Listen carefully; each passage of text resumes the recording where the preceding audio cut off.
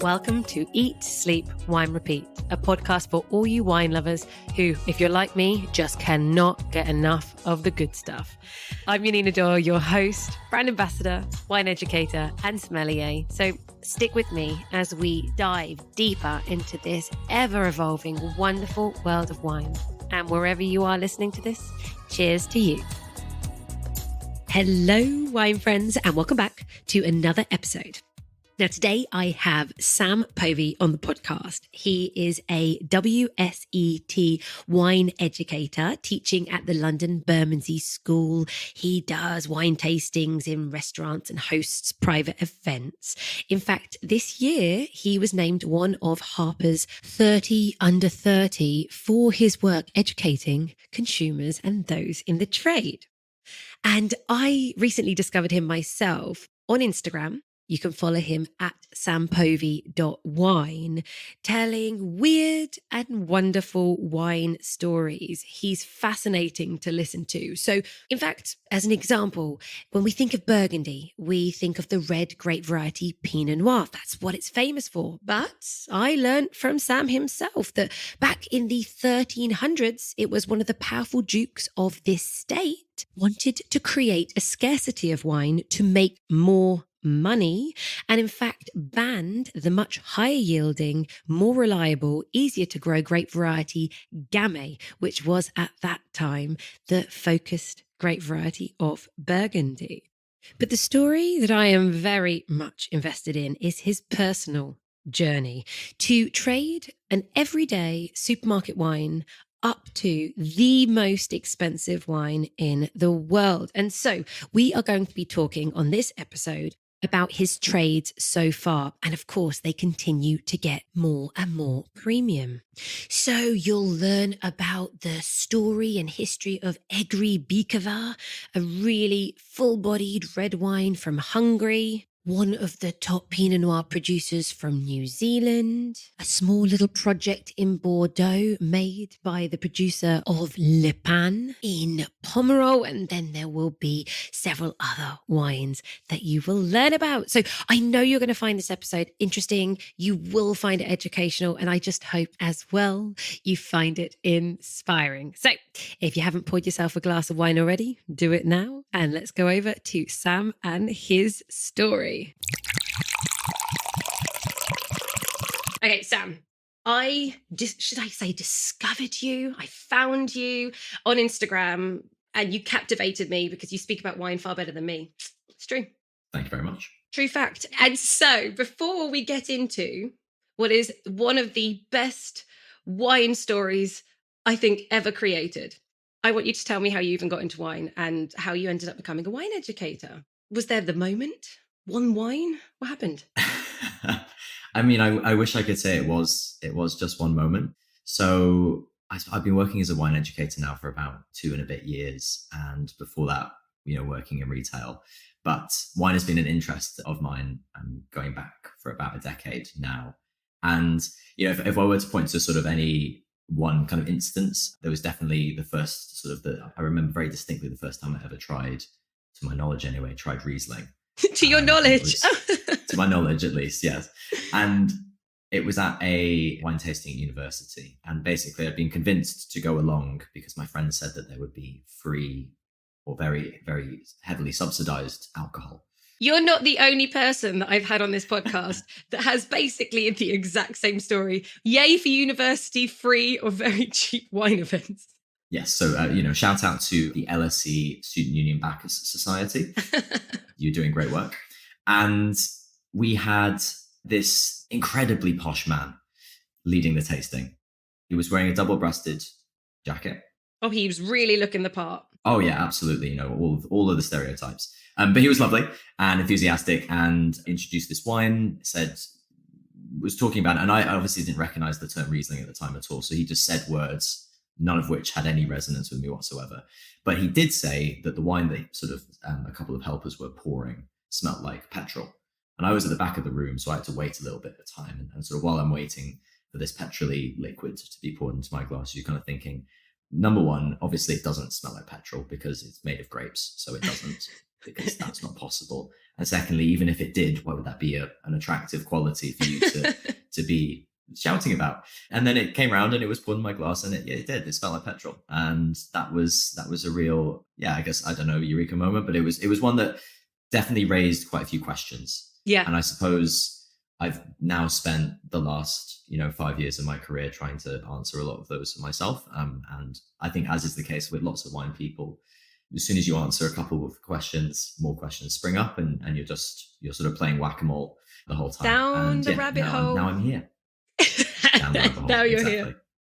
Oh, dear me. Okay, so, well, now you're here. And I mean, we're cutting obviously quite a few years out, but you're teaching for the WSET Wine School, actually in Bermondsey. That's where I did my level 2, 3, and 4. I did my diploma there. So, yeah, what are you doing? Are you doing specific levels there? Yeah, well, I mean, firstly, I also studied all of my levels there as well. So I'm working there. I've been there just over a year now, and it's beginning to get more normal. But at first, it was very, very strange to be standing up, working. Yeah, to be on the other side of the classroom, but also working with a lot of the teachers who instructed me when I was doing my level 2 and level 3, and then I actually joined, and I hadn't quite finished my level 4 at that time. So that was very strange at first, but it's wonderful. Having worked in wine retail, when you learn about wine, you want to talk to people about it, you want to share your knowledge, but most people go into a wine shop and they just want a bottle of wine and they want to get out of there fairly quickly. Oh, don't tell me that. It's not true. It's not true. Yeah, I know. And you always have to kind of funnel your knowledge and go into, no, this is a nice bottle of red wine for £10, and then thank you very much, and then they'll leave.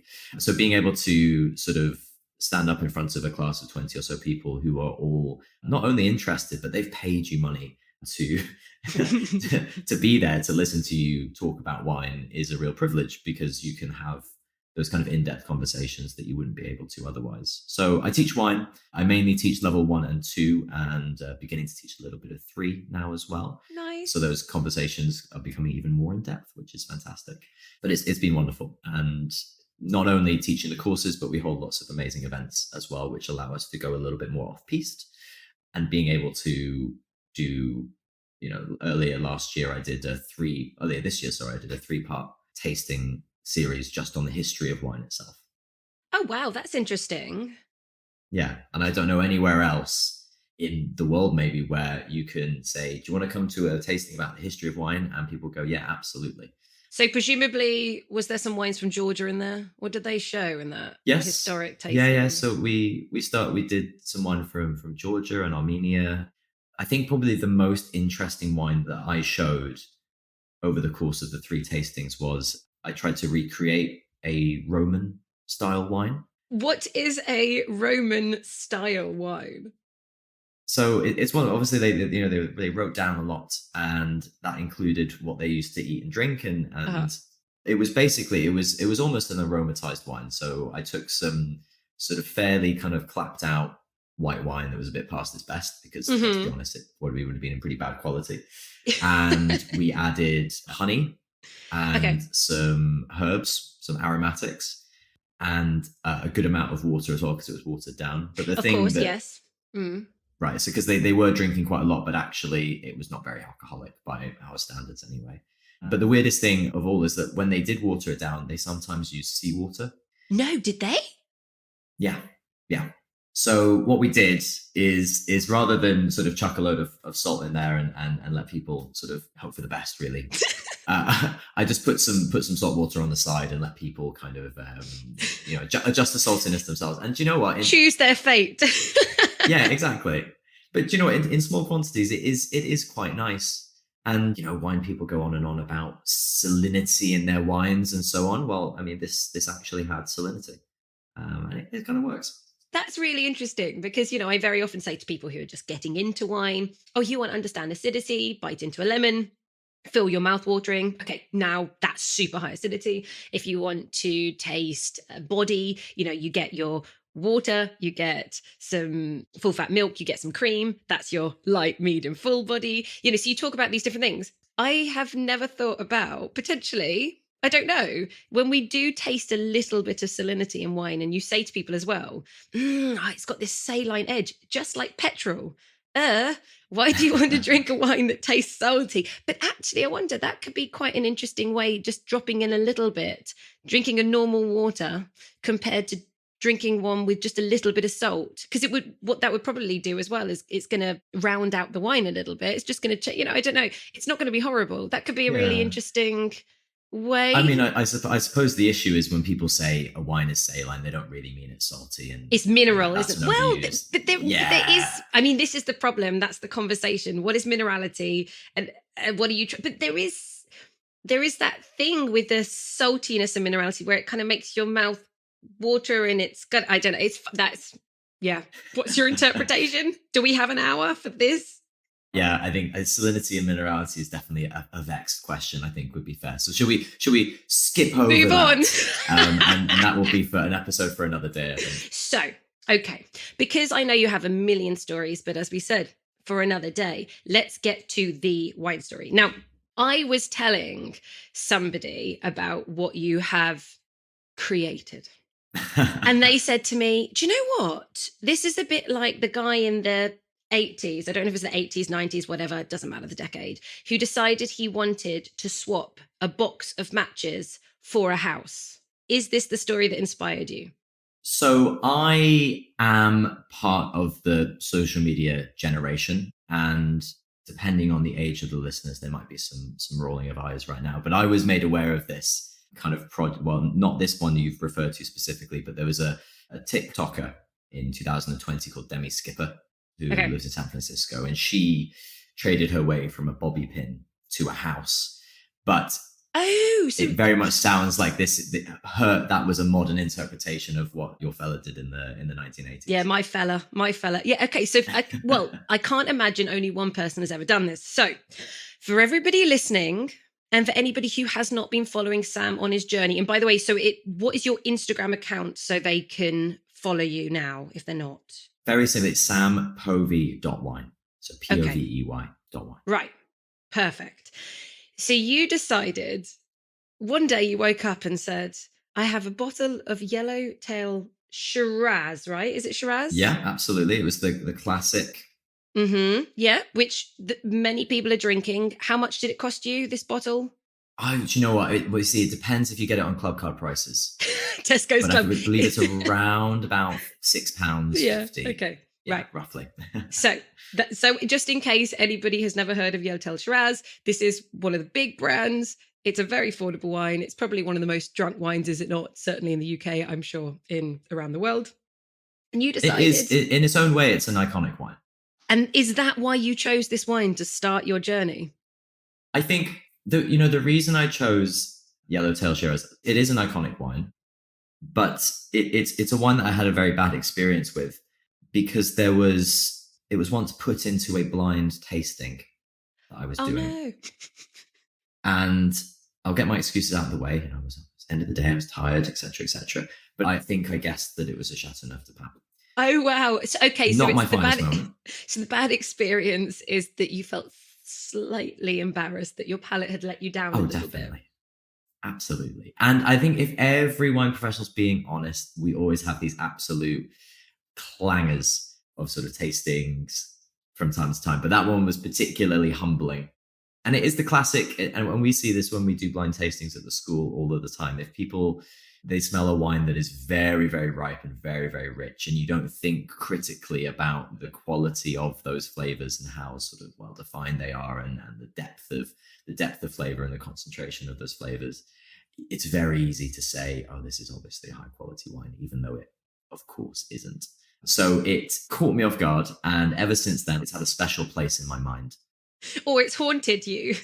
Yes, definitely. Basically, absolutely. I think it is worth saying as well, you have some of the best tasters in the world. However, they have done experiments with people, and they have slipped in really entry-level wines into things, and they've manipulated people's minds, telling everybody it's either going to be a certain price bracket, or led people to believe that they're drinking something of high quality.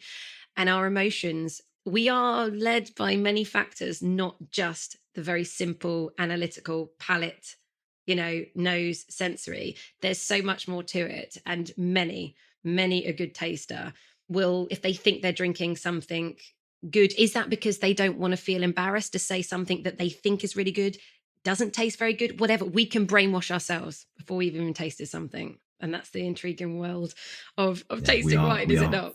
Deeply, deeply fallible and very suggestible. Yeah. Never trust a human. No, basically. It's a valid point. They've done tests on people's memory. And basically, what we think is the truth very often is not the truth. They have asked different people and to describe certain like world massive events. And they said, yeah, I saw this, I saw that. And they're like, that's actually not possible because scientifically the wind would have gone this way. It actually didn't happen in that town. It happened in that town. So you wouldn't have been anywhere near it. And we can't be trusted. Sorry, everyone. So what I have not said is, what is your journey? So we've started with your very iconic nightmare of a wine that is drunk by many. And you have decided that you want to swap this wine to literally the most prestigious, one of the most iconic, one of the most expensive wines of the world, which is... So it is, many people know it, of course, as DRC or Domaine Romanée-Conti.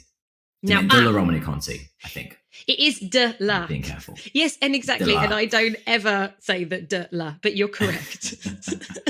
So off on the de la. And I think the reason, again, is the first video that I did, I said I would like to try a bottle of Domaine Romanée-Conti, La Romanée-Conti, which is completely incorrect. It's Domaine de la Romanée-Conti. And then, well, we'll talk about the vineyard maybe in a little bit. But yeah, it's a wine producer that is iconic in a slightly different way from Yellow Tail Shiraz. I think it might be fair to say. I'll be honest, I have tasted Yellow Tail Shiraz many years ago. I have never tasted any DRC wines. So, I mean, one would assume that they are a little, just the price difference alone would suggest that they're probably a little bit different in quality. I would hope that if you put a glass of Yellow Tail Shiraz and a glass of any of DRC's wines next to each other, I would hope that we would be able to tell the difference. But the reality is that, as with you and as with, I think, most people in the wine industry, really, I have never tried it. I've never tried any of their wines whatsoever. And the reason is because, number one, they're available in such small quantities. But number two, in particular, they are incredibly expensive. Yeah. And there is absolutely no way that most people, whether or not you work in the wine industry or not, would be able to afford a bottle. So taking sort of inspiration from these bobby pin to house, match box to house trades, I thought I would try and do the same thing, but for wine. And this is the wine equivalent of bobby pin to house, Yellow Tail Shiraz to Domaine de la Romanée-Conti. I love it. Now, within their portfolio, they, of course, by the way, everyone, this is Burgundy. We are in Burgundy now. Yes, sorry. France. We assume that everyone will know. So this is Burgundy in France, right in the north. We have 8 vineyards and they release 8 wines. So are you after their very top wine, the Romanée-Conti? Is this, you want considered the best wine of theirs? The iconic wine. Yeah. Yeah. So for those of you that maybe don't know a little bit of the background about, I think we can call it DRC now. Yes, we can. Yeah. Yes. Excellent. The winery has a very long history. Its origins go back to the 1200s. And as with many of Burgundy's most famous vineyards back, they were, first or planted or tended by monks, usually sort of Cistercian sort of monks. And it's a storied vineyard. It at one point was the subject of a bidding war between the mistress of King Louis XV, that was Madame Pompadour, and the Prince of Conti. And Prince of Conti won the bidding war and added his name, Conti, to the Romanée bit. It was expropriated after the Revolution, then was owned and expanded by a Napoleonic general. And it's always, if you go all the way back, because, records of the sale of Burgundian wine have been kept for hundreds of years. We know that it's always been very expensive. You're going back to the 1700s, it was sold at sort of 6 to 7 times the price of Clos de Vosges, which is another Grand Cru vineyard not terribly far away from the sort of Romanée area. So it has this kind of storied character, I think, makes it so iconic and makes it so sought after. And you're right, so they produce wine from these different vineyards. All of them are Grand Cru vineyards, so the very kind of pinnacle already of what is produced in Burgundy. And the sort of the lesser of the wines start at around £2,000 a bottle, roughly. So this would be the Coton. That one I know is the lowest. So anyone, the everyday glugger. Exactly, your Monday wine, just $2,000. Well, actually, it's more like I think $2,000. So I mean, for us, maybe it's only 1,700. Oh well, there you go then. Depending what the pound is doing, it's very exactly. reasonable. For what you get, maybe you don't know. And then, yes, what is the price of going up to Romanée-Conti? Yes. So Romanée-Conti is a specific vineyard that Domaine Romanée-Conti produce, and they own the entire vineyard. So it's a little under 2 hectares in size. They make around 5,000 to 6,000 bottles of the wine per year. And I looked it up last night on the internet. The average price of a bottle of this is £21,141. Boom. Bottle. Yeah.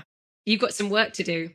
I've got some work to do. And obviously we'll come on in a second to talk about the wines that we sort of I've traded so far, but there is a gaping gap, a chasm between where I am now and where I'm trying to get to. I mean, £21,000 is an average. So some of those wines are cheaper. I mean, there are bottles of these wines from kind of storied vintages that have been sold for much more than that, going up into sort of six figures a bottle in some rare cases. I wrote down, because I thought it'd be fun for a wine fact. In 2018, apparently, they managed to smash the world record with 2 bottles of 1945. Now, this was a really difficult vintage, and they only made 600 bottles that year. But this vintage, one of the bottles went for $558,000. And the other one went for $496,000. I don't think you're going to be drinking that vintage. No. The reality is, as good as the wine is, a bottle of wine from 1945 is unlikely to taste that good unless it's been fortified, really, at the end of the day. That's being purchased for the collection precisely. Value of it, right? And funnily enough, actually, that 1945 vintage is widely forged. There's been particularly some instances of Jeroboams of that vintage being sold at auction when none were produced in that size whatsoever. So who knows, maybe I can actually get a bargain. You mean a fake one? And everyone, if you want to know much more about the stories of fake wine, there is Sour Grapes, which is an incredible film / documentary. And I've even done an episode on fake wine. I'll put that in the show notes, the link to the fake wine and Rudy, the guy who, oh my God, did all of this. It's a very interesting episode. And Sour Grapes is an amazing film to watch, just to know what's still out there that we need to be careful of. Yeah. I mean, for you and I mean, not spending money. I'm not really at risk of being defrauded at a Christie's wine auction anytime soon. Sorry, that would be unfair. Christie's would say that they authenticate their bottles very carefully, and I'm sure that they do. Oh, that was a bit of a we'll leave people. No, I'm sure they do. But there was a very famous incident in New York where some of Rudy's wines were on auction at, I believe the auction house was called Ackerman. And the proprietor of Domaine Passot actually flew to New York because he realized that these bottles were being forged, and arrived at the auction house, I think on maybe the day before the auction, and said, "We never made these wines in this vintage. They must be fake." So it does happen. It still happens. But anyway, I'm very much hoping for you get a real one, an authentic bottle. Yeah, that would be ideal. So the plan is to get to the Romanée-Conti, the best one. But would you settle for the Richbourg or an Etchezeau or Grand Etchezeau? Any of the other? Maybe in a few years' time, if I'm not there yet, I would say yes, and I'll just have it so beaten out of me that I'll go, yeah, it's fine, I'll take it. But no, I'm aiming for the top. I want to try the best Pinot Noir in the world. Okay, that's what I want to try, and it's my only hope of ever trying it, realistically. Yeah, maybe. And they also, as well, when I only found out a little while ago, they actually have a white as well, one white. Yeah. from Rocher. Montrachet. Yeah. And they make literally 2 barrels though. So I have no idea how much that costs. But yes, it's all about the Pinot. But I think that's one of the it's relatively inexpensive as it happens. And I love Chardonnay. So this is the tricky thing, you know, as I trade these wines, obviously I then have to trade that wine on. And you never get to taste it. I'm never going to get to. So maybe at some point I will get that wine in your hands. And then I'll have to give it away again. Okay, right. Let's talk about your journey so far, okay? And hopefully anyone listening, when we get to the end, if you've got something that's going to help take Sam on his journey, get in touch. We'll be very interested. So you had your Yellow Tail Shiraz. What was your first swap? So the first swap was tricky. Every trade that I've been doing, I've basically made a little video about the wine itself and why you should want it and why it's interesting. So lots of people saying, oh, this is a great idea, this is fantastic, but unsurprisingly, very few people actually wanting to trade the wine. So that was a little tricky, but I did organize a swap, and it was for a wine called Un Velo pour deux, so a bicycle for two, bike for two.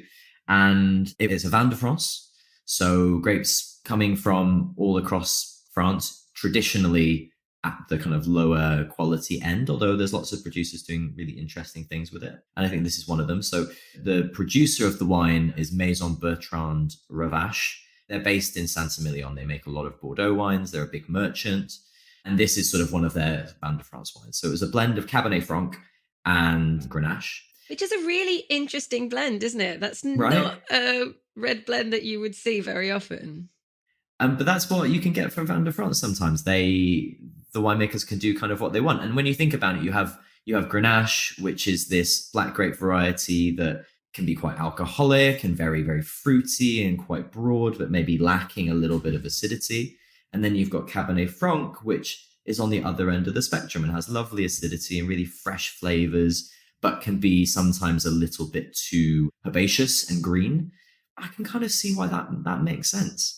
So I tried to find out exactly where these grapes come from. I am assuming the Cabernet Franc is from Bordeaux, and I'm assuming that the Grenache is from the south of France, because no one's growing Grenache in Bordeaux, at least yet anyway. And then blended together to make, this sort of light-hearted, easygoing, relatively fresh style of wine. I mean, I would love to say I knew what it tasted like, but again, I haven't tried it. And then moving on, no, exactly. So you swapped that wine for what came next? So I swapped the next wine for 2 bottles of Hungarian wine. Hungary is a favorite wine country of mine, not just the sweet wines, but also their dry wines, particularly their dry white wines. So I swapped it for 2 wines, a red called Egri Bikaver, which is Egger's bull's blood is how it's known. Love it. Great story. And then another white wine called Olaszrizling. And the bull's blood in particular was really interesting to me. I mean, I kind of looked up, I always look at the value of these wines as I go, and neither was really sold in the UK. You get them in Hungary for about £3 each kind of thing. Oh, wow. Yeah. But that's a reflection of, buying local wine in Hungary, I suppose. The bull's blood style of wine. So Egri, it comes from Eger, which is sort of in the northeast of the country. It's relatively close to the region of Tokaj, which of course is the most famous region. And it's a blend mainly based on grape variety they call Kick-Frankosch, and the Austrians will call Blaufränkisch. And it's big, it's powerful, it's usually quite alcoholic. The better examples are aged in oak to kind of round out the tannins, and this one was as well. And the story basically goes that when the Ottomans invaded the Balkans and Central Europe, they laid siege to the city of Eger in the sort of 16th century.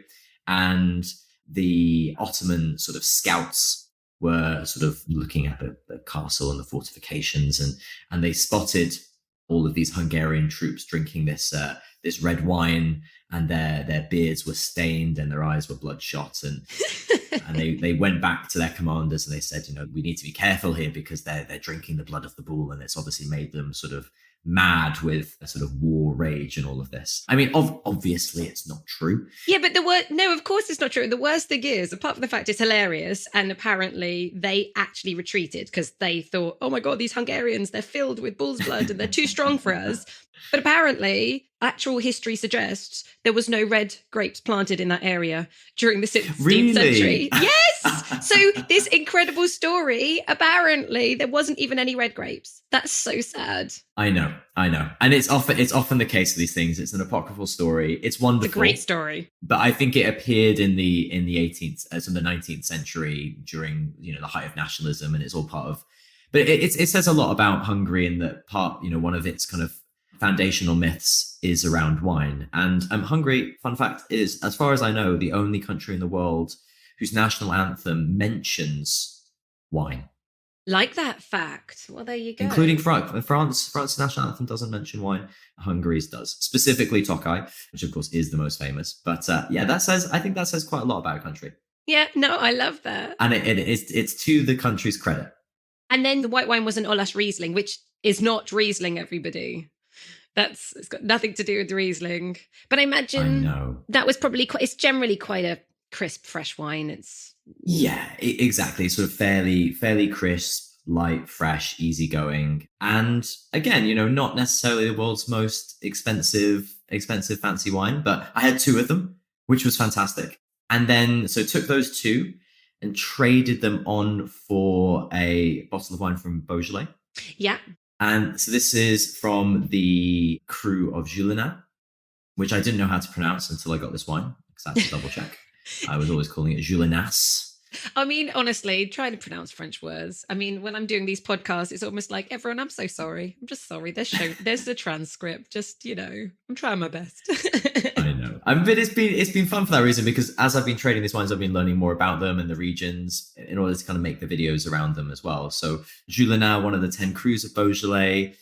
Funnily enough, I like this wine. I liked trading for this wine because one of the things that I say in class when we cover the region of Beaujolais, historically it has this bad reputation for poor quality.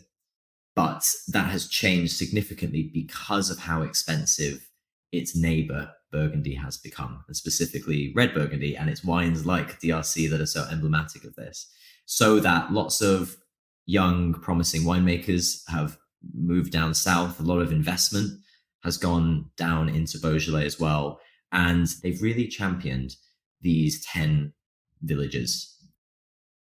And the result has been a massive increase in the quality of wine that's been produced, even in the last 20 or so years. It was nice to have a wine that is kind of part of that wider story that I suppose I'm trying to tell about wine and these iconic wines that are now really quite far out of reach for most people. The producer is called Benjamin Passot, again, relatively small property, really focusing on the different crus, and he produces his wine from several different of the villages in the north of Beaujolais to make a wine that is much more serious and much more complex and thought-provoking than you would probably expect if you are used to drinking your kind of Georges de Boeuf, Beaujolais Village, nice, easy drinking, alcoholic cherry juice. To be honest, it's really nice to have a play around with the crus, and especially if you find one producer and they have wines from different crus, because then that's, Saint-Amand, which is in the far north, is often, again, almost like the love. It's soft and it's fruity and it's lovely red fruits, and it's quite a little bit more, say, fun. But then Moulin-à-Vent gets really serious, and Morgon again is really big and bold and stuff like that. And so you can actually start, well, what's my favorite? They're all very different, aren't they? But of course still have that beautiful roundness and fruit. But yeah, a lot of them are getting a lot more serious. So shame you had to give that one up. I know. And the next wine as well. So I took the Juliénas and traded it for an English wine, which I was very excited to do because I'm a big fan of this winery. So this was the Arches, which is produced by an urban winery in London called Blackbook. I talk about them a lot. I know they just do great things with still wine and not always just Chardonnay and Pinot Noir. I like that they take things to different directions with different grape varieties. Yeah, absolutely. And you're right, because the winemaker, Sergio, is particularly focused on still wine. And I think he has really the right idea, which is basically that to make good quality English still wine, you basically need to age it for quite a significant amount of time, ideally in barrels and ideally with lots and lots of lees contact, because the thing that English still wine can sometimes lack is texture. because if we're in a cool climate and we have less alcohol in our wines. So how do you make up for that? Get it onto the lees, make sure that it's got that nice, not overwhelming, but nice kind of bready character. And then crucially, that extra little bit of weight on the palate. So this wine is a version of one that he made called the Sea of Love, which is made from Pinot Blanc. So it's a special because it's something I'd never seen before. And I thought, I'm a big fan of these wines. Why have I never noticed this? So basically, the guys at GB Wine Shippers had done a tasting with Blackbook and Sergio and really enjoyed this barrel of the Sea of Love, the sort of barrel sample. And they essentially purchased the barrel, and Sergio kept it in the winery for another 8 or 9 months or so, essentially, or maybe even as much as an extra year before they bottled it. So it was this sort of limited edition kind of wine, very interesting. Again, I'd never tried it, and I haven't, because I had to trade it on inevitably. But it was really nice to kind of get a little bit of an insight into these sort of special editions and how they happen. And it was literally just a conversation in a winery going, this barrel is amazing. Can we have it, please? And they did, and they bottled it. And by all accounts, it's supposed to be lovely. And well, it comes from Crouch Valley. Yes. Yeah. So 16 to 17 months in oak. But the thing that makes it really special is the fact that the grapes come from the Crouch Valley in Essex, which is supposedly the driest, sunniest part of the UK. That's what I've been led to believe. Absolutely. It's very exciting. Everyone check out that area. So you traded that and then got a little bit closer in location. Right? Yeah. Mm-hmm. So this was swapped for a winery also known often by its initials, PYCM, which is Pierre, Yves, Colin, Morey. And this is a sort of a husband and wife collaboration. So you've got Pierre Yves, who is the son of Mark. I mean, I know it's not pronounced Colin, but is Colin correct? Mark Colin, not Colin. I'm not helping you here. He's the son of a very famous Burgundian producer, and Caroline Morey is the daughter of Jean-Marc Morey, who is another very famous Burgundian producer. So it's kind of this sort of wonder, dream team sort of combination, if you will. They're based in Chassagne-Montrachet, which is in that area to the south of the Côte de Nuit, where we find Domaine de la Romanée-Conti, specializing in white wines. And this was their Bourgogne, their sort of, I say regular standard Bourgogne, but already at this stage, we're getting into wines that are not everyday drinkers. And they're such good producers. So even at their entry level, it's way above what is considered a Monday drinking wine. Exactly. And actually, so the wine itself is a blend of grapes from the village of Saint-Aubin and Puligny-Montrachet. So these two, Puligny-Montrachet much more famous than Saint-Aubin, but Saint-Aubin really has gained quite a good reputation for quality. And again, the idea of basically no expense spared winemaking, lots of barrel maturation, lots of time on the lees to produce something that is quite a bit more textured and concentrated than you would expect from the rank that the wine has, which is just a Bourgogne. And you can pick up a Bourgogne in a supermarket for what, £12. Yeah, maybe even £10 just at basic Bourgogne. Yeah. But yeah, not with this one. So sadly, you had to trade this. And I have to say, the next wine I would absolutely love to get my hands on. Yes. And I was really excited. And this was a big dilemma because I had sort of I was getting more offers now. It was getting a little bit, funnily enough, when the wine began to get a little bit more expensive, people were interested in it. Of course. Mm-hmm. I had quite a few offers for the PYCM, I think because it has such a cult status. But the one that won out was a winery called Pegasus Bay, who are very far away from Burgundy. All the way on the South Island. And I'm a huge fan of Pegasus Bay, and particularly their Riesling, which you can buy for only about £25, and it's absolutely incredible. But this was one of their Pinot Noirs. So I liked the fact that we were going to the grape variety that I hope to eventually get and taste with DRC. The cuvee in particular is called Primadonna. So it's their kind of top wine. It's made from ungrafted vines, which are exceptionally rare. And perhaps the most exciting thing was the age. This is from 2012. You really do not see well-aged Kiwi wine in the UK all that often at all. And I looked for this wine, tried to find it in the UK, and it just wasn't available, essentially. Wow. Oh, so sad that you passed this on. And actually, you've had their Primadonna Pinot Noir in your hands, but even they do a standard Pinot Noir.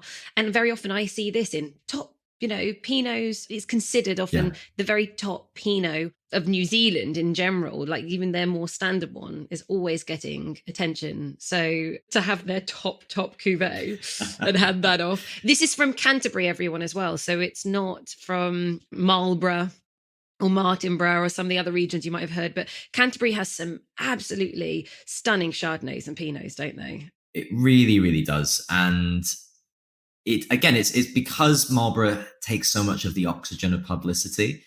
And to be fair, it's obviously been a big role in making people awake to the fact that there is great wine in New Zealand in the first place. I think there is a slight tension I'm not sure they all go on perfectly fine, but there is sometimes a tension between the fact that Marlborough is so famous and such a great advertisement for New Zealand. And then the idea that there's so much diversity and so much quality beyond what we know as Marlborough Savvy B. But yeah, it was really exciting as well. And there's the things I love about wine are when you have great stories. And I think that this winery has a lovely story from its name, Pegasus Bay, because the part of they're just off the coast, off the Pegasus Bay. And it wasn't always called Pegasus Bay. It used to be called Cook's Mistake, which is not a very catchy name for a bay. So Captain Cook, obviously sort of famous explorer and maybe pirate. It wasn't, these people are always quite morally dubious, but he had sailed around a lot of the coast of New Zealand and mapped it out. Off the coast of Canterbury, he made a mistake, which is that he was sort of sailing down the coast and he saw a bit of land off the coast. And they thought, right, that's an island. And then you've got some stretch of water and then you've got the coast. And he sort of must have sailed past it. Actually, what it was a very slightly submerged peninsula.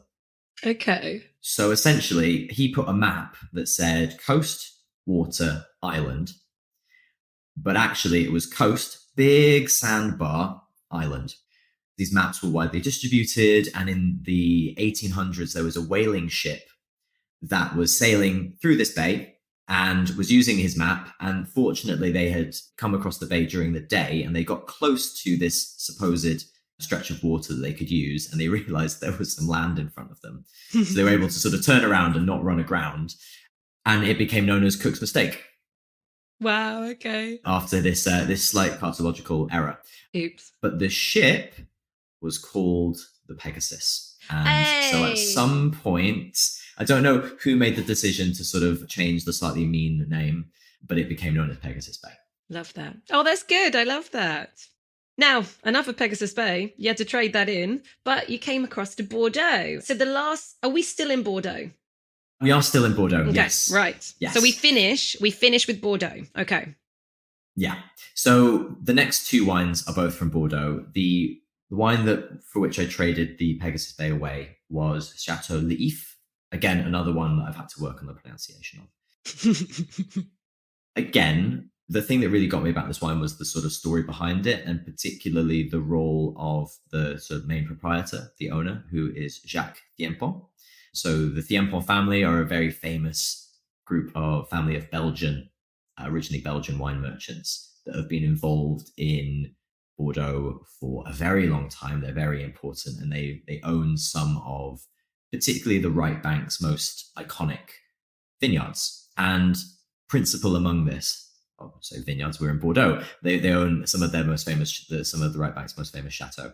But principal among this is Le Pin. And it is one of these absolutely iconic Pomerol producers. Wines. Mm-hmm. Purchased in 1979, I believe. Fairly run down, fairly kind of anonymous.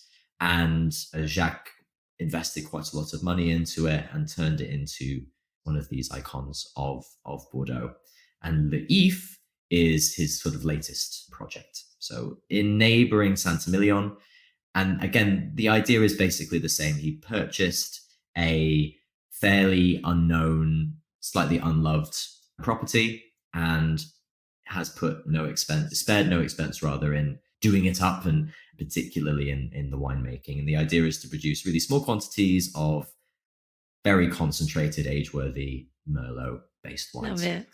And then you traded that to finish off with to your current situation with Chateau I've Montrose. got it right here. Hey, Chateau Montrose. Flash. I mean, you guys can't see this, but yeah, I have it in my hands. Second growth of Bordeaux. Second growth, yes. So over to on the other side of the river, on the other side of the Gironde, on the left bank, so into kind of Cabernet Sauvignon country. And the thing that interested me, I suppose, about this wine is the fact that in 1855, there was this classification of all of the very top vineyards, and Chateau Montrose was kind of a new kid on the block because they'd only started bottling wine under their own name about 40 years before that, so in 1815. Okay. And they were sort of ranked as a second growth, and particularly the 2005 vintage, which is one of them, along with sort of 2010, is known as one of these very, very, very top vintages, particularly for the left bank and particularly in areas like Saint-Estèphe. And to have a wine that I know, if someone wanted to have it and keep it, would age incredibly well, was too much to pass up. So I couldn't help getting my hands on this wine. And again, it's a wine that I've never tried. And I would love to. Now, my understanding is that, so Chris, the guy who took Leaf, had the last bottle that he had of this. He tried at Christmas and he said it was too young. Wow. So it needs more time. Love it. More time. Right. Yeah. And that is your story so far. Where we are. Everyone needs to follow you. I might potentially be trading this for something later today, but I won't. I don't want to jinx it. Let's see. All The I will story say is maybe we'll be heading back to Burgundy. To be continued. To be continued. So, as I finish this podcast, I can confirm that Sam is actually currently on a Batade Montrachet Grand Cru, which is where you can find some of the best Chardonnays in Burgundy. So do follow Sam along on his journey, or if you happen to be a collector yourself, perhaps in the London area, and want to help him reach his goal of a DRC, you know what to do. And so to finish off, I have a wine quote, and it says, "Collecting wine is not just a passion, it's a lifelong pursuit of the extraordinary." Now, I don't know who said that, but I quite agree. Exploring the world of wine is an extraordinary adventure. And so, join us next week as Sam helps us uncork the secrets of some of the wine regions to know about in the Languedoc, in the south of France. And I shall take this as a moment to segue over to giving special thanks, as always, to my sponsor of this series, Wickham's Wine, which incidentally, I was supposed to tell you what award they won with the Decanter Retailer Awards a few weeks ago. And I didn't, because I want to say I was keeping you on your toes, but actually I forgot. So I'm pleased to say that they won Best Specialist Retailer for the South and Regional France. So, hey, after next week's episode, you know exactly where to go, and you can use the code EATSLEEP10 if you want to get 10% off of your first order.